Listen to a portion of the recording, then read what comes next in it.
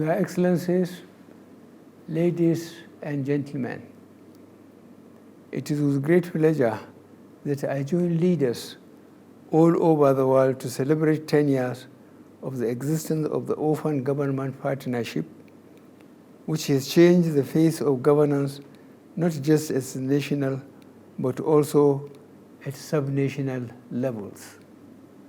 In the 10 years of existence and tireless efforts to ensure that citizens' voices are heard by governments and influence government decisions, the partnership, which began with 8 member countries and a few civil society organizations, has expanded to more than 79 member countries, 56 subnational governments, and thousands of civil society organizations.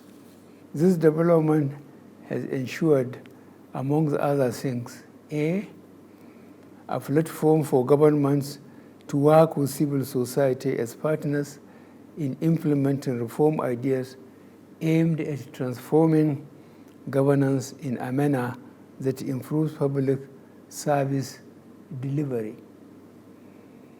B, a mechanism for member countries to learn best practices from their peers at national and subnational levels. We may recall that Nigeria joined the partnership in 2016 because the vision and the ideals of our government align with the reforms championed in the Open Government Declaration.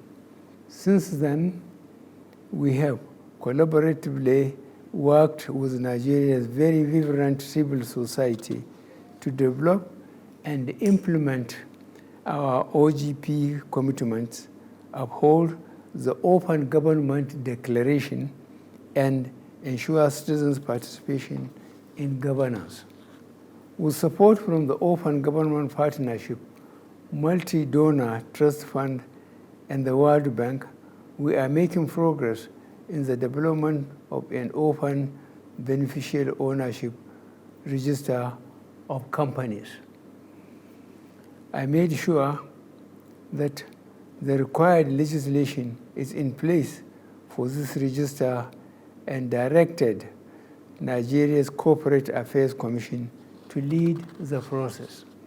As the world recovers from the coronavirus pandemic, which has had an adverse effect on the resources available to governments to deliver their mandates, it is vital for governments to collaborate even more with civil society to ensure that the resources are expended judiciously and transparently. I believe that the Open Government Partnership Open Renewal Campaign is best suited to drive this very important goal, as this partnership continues to share best practices and standards that have yielded positive results in countries where governments have worked collaboratively with civil society.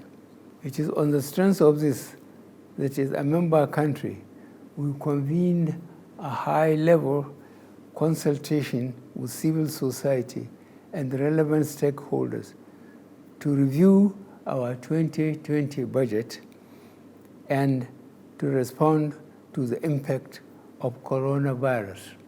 Since then, we have held a record number of public consultations in the budget process to include the input of citizens and published all government expenditure on a public website in order to ensure transparent utilization of public funds.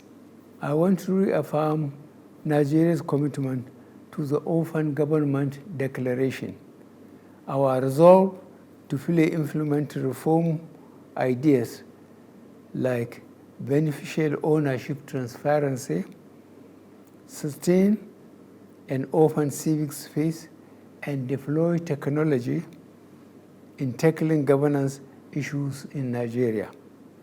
The Open Government Partnership remains a veritable tool for engaging citizens and harnessing their input into implementing these reforms. I thank the government and people of South Korea for hosting this summit. My congratulations on the 10th anniversary of the founding of the Open Government Partnership, and I wish you all a successful summit.